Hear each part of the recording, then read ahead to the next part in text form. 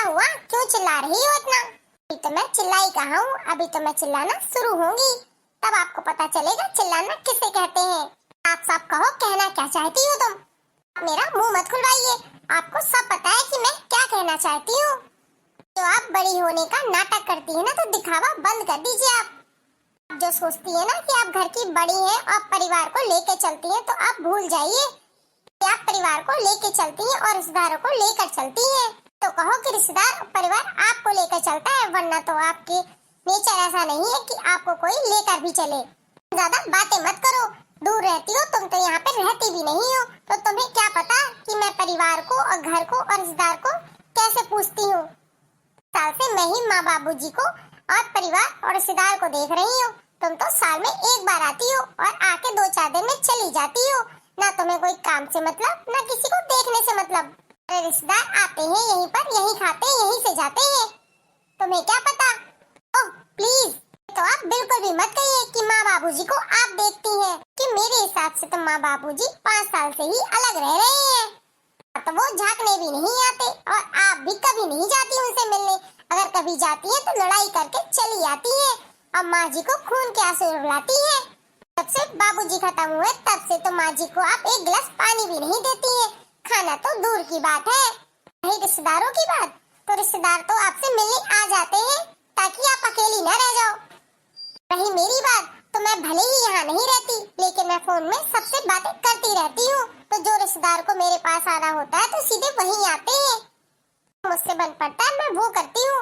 और आपकी तरह नहीं हूँ कि झूठा दिखावा करूँ कि पीठ पीछे कुछ और मुंह पे कुछ और। बापूजी जब से चले गए, आपने माँ जी की सारी पेंशन रख ली और पापा की सारी सेविंग भी आप ही ने अपने कब्जे कर ली है। आप भैया को भी माँ जी से मिलने नहीं जाने देते। अब बहुत ज्यादा हो रहा है, तू कुछ ज्यादा ही बोल रही है। तुझे पता क्या है इस घर के बारे में? मुझे जितना भी पता है आपसे तो ज्यादा ही पता है, और आपसे ज्यादा समझदार हूँ मैं। तो शर्म आनी चाहिए कि माँ जी के साथ आप ऐसा व्यवहार करती हैं। अच्छा ये बता, मैंने क्या किया है उनके साथ?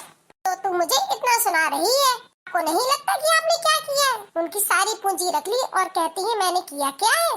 कुछ नहीं जानती, मुझे भी इस घर में बराबर का हिस्सा चाहिए। तो किसने मना किया है? ले लेना हिस्सा। तुम्हारे भैया ने इसमें पूरी कमाई लगाई है, क्योंकि बापूजी और भैया ही कमाते थे। देवर जी का तो कोई आसरा नहीं था, वो तो कोई काम करते नहीं थे, सिर्फ मौज मस्ती करते रहते थे। इस घर में ज्यादा अधिकार मेरा है और इस घर में पाई पाई मेरे पति की लगी है, ना कि तुम्हारे पति की। आप तो रहने ही दीजिए। मैंने क्या ही किया है? वो जो बनी बनाई दुकान थी उसी में तो जाकर बैठने लगे हैं। उन्होंने अपने से क्या खड़ा किया है?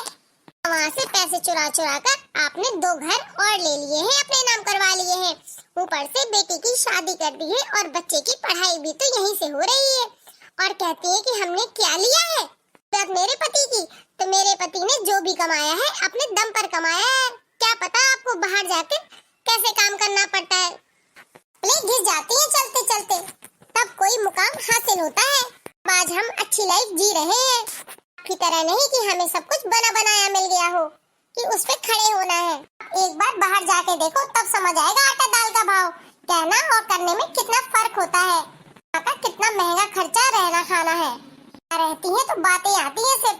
कुछ तो आपने बना लिया, अब क्या करना चाहती है?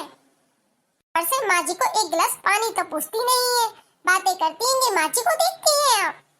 आई ये भेजते हैं वहाँ से, आप तो देखने भी नहीं जाती उन्हें। तुम दोनों बस करो, मुझे कुछ नहीं चाहिए, इस घर में सुकून चाहिए, सुकून। मैं सोचा था मेरी 2 बहुएं आएंगी तो मैं सुकून से रोटी खाऊंगी, लेकिन यहाँ तो रोटी क्या पानी भी नसीब नहीं है। तुम लोग मुझे सुकून नहीं दे सकते तो मेरे घर से दोनों लोग निकल जाओ चुपचाप कर। तुम लोगों से कुछ नहीं चाहिए। अभी भी ये घर मेरे नाम है और मेरे पति ने मेरे नाम की है, न कि किसी और के। तो आज भी मेरा अधिकार है कि मैं आप लोगों को निकाल सकती हूँ इस घर से। माँ जी ये क्या कह रही है? अगर माँ जी ने निकाल दिया तो 2 करोड़ की प्रॉपर्टी भी मेरे हाथ से निकल जाएगी। अकलमंदी तो यही है कि माँ जी से सॉरी बोल देती हूँ और इसी घर में रुक जाती हूँ। नहीं माँ जी, मैं तो छोटी की बातों का जवाब दे रही थी, आप तो खामोखा बुरा मान गए। अब आया ना, ऊँट पहाड़ के नीचे और जाओ चुपचाप काम करो। माँ जी आप मुझसे नाराज हैं?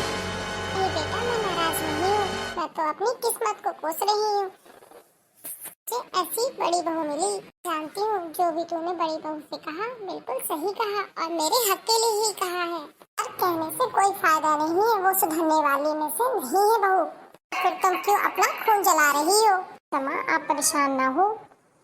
आप कहें तो आज हम मंदिर चले, आपका और मेरा भी मन अच्छा हो जाएगा और वहाँ कीर्तन भजन भी होते हैं तो जिसे सुनकर हम लोगों को अच्छा लगेगा। बहू ये तो बहुत अच्छा रहेगा, मेरा भी मन बहुत बेचैन हो रहा है। मैं भी चलती हूँ, तुम रेडी होकर आ जाओ, मैं भी यहाँ रेडी हो जाती हूँ। कि माँ, सास बहू की जोड़ी तैयार होकर कहाँ जा रही है, मुझे भी तो बताओ जरा। तो जब तुम जाती हो तो क्या तुम बताकर जाती हो हमें कि तुम कहाँ जा रही हो? बहू, ये लोग क्या समझती है कि ये लोग ही घूमने जा सकती है? क्या मैं नहीं जा सकती? मैं भी घूमने जा रही हूँ। बहुत दिनों में मंदिर आना हुआ आज। क्या बताऊँ जीजी, कुछ दिनों से तबीयत अच्छी नहीं चल रही थी इसलिए आना नहीं हुआ। और अभी छोटी बहू आई है तो मैंने सोचा कि क्यों ना आज मंदिर हो आती हूँ। तो बहुत अच्छी बात है, इसी बहाने तू आ तो गई, वरना तो तेरे दर्शन होना तो हो ही नहीं पाता। आज तो हम छोटी बहू के भजन सुनेंगे, क्यों छोटी बहू?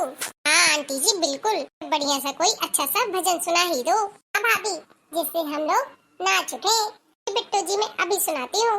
आ जाओ गजानंदी आसन पर, रामायणी होने वाली है।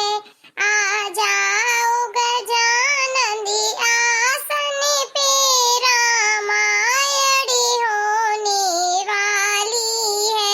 रामायणी होने वाली है, रामायणी होने वाली है। आ जाओ गजाननी